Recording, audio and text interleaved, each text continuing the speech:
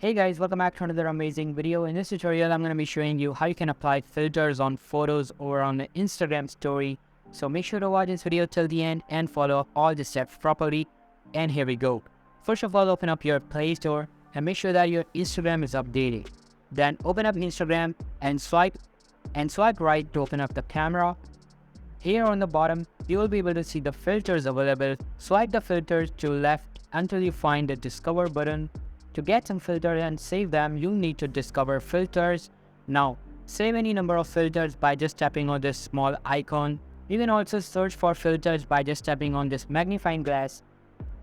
After saving some filters, go back to the story home and tap on gallery icon at the bottom left. Select any image you want. I'm going to select this one.